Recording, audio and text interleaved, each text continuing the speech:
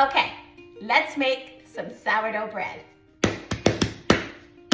Here is a full, easy tutorial on how to make sourdough bread 2 ways, in a Dutch oven and on a pizza stone. Sourdough bread is made with simple ingredients consisting of wild yeast, flour, water, and salt. It has an open and airy crumb and a chewy exterior. It has a delightful tangy taste with so much depth of flavor and is so satisfying.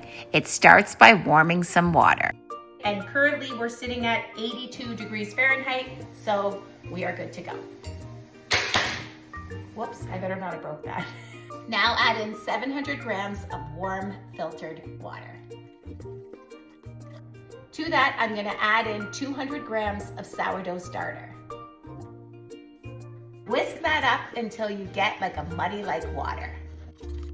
Now I'm gonna add in a kilo of bread flour. And 24 grams of salt.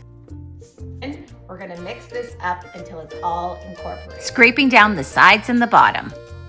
There we go, everything is incorporated. And it should just look like a shaggy, wet dough. Just like that. Now cover this baby up, put it in a warm place, and forget about it for 1 hour. The dough has been resting for 1 hour, so now we're gonna perform our first set of stretch and folds. Dip your fingers in some water and then lift the dough up and over itself 4 times, turning the bowl counterclockwise. Here we are doing it again a second time 30 minutes later. And you're gonna do this a total of 4 times every 30 minutes, covering in between. This will help develop the gluten and strengthen the dough. And here I'm performing a couple of coil folds where you lift it up and fold it over itself just to strengthen it more and smooth it out. Place the dough into an oil bowl, cover with a loose lid and let it rise till double in size. Dump it over onto a work surface and split it into 2 equal parts.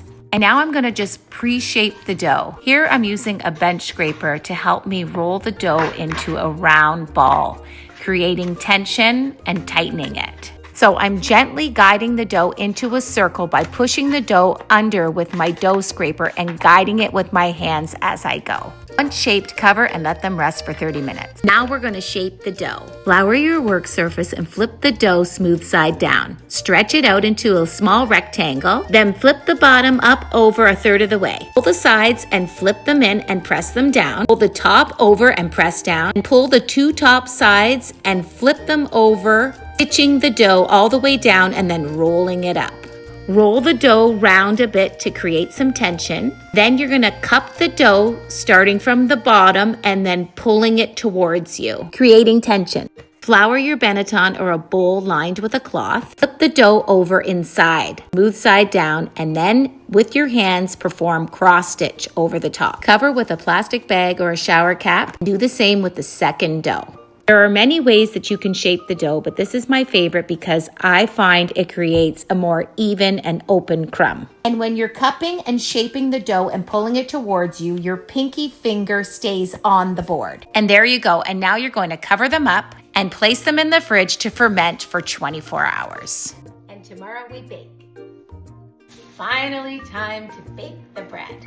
Let's hope our hard work paid off. Flip the dough onto a silicone pad, sprinkle with flour, and then score the dough. You can use a knife if you don't have this tool. Here, I'm just performing a simple scoring on top. Preheat your Dutch oven and place 2 ice cubes inside to create steam, and then put the dough inside. Bake it covered and then uncovered until it's golden. You're gonna do the exact same thing, baking it on a preheated pizza stone. I like to score a cross shape. Make sure you spritz the dough with water before baking. And you wanna be sure to remove the bread from the fridge and score it just before baking when the oven and Dutch oven is hot and ready. And there you go, you made a sourdough bread on a pizza stone, same recipe, and it turned out great. Looks good. Make sure you cool the bread completely before cutting. Slap some butter on it and enjoy. I'm telling you guys, it's all worth it. It's gonna be worth it if you make it. So good.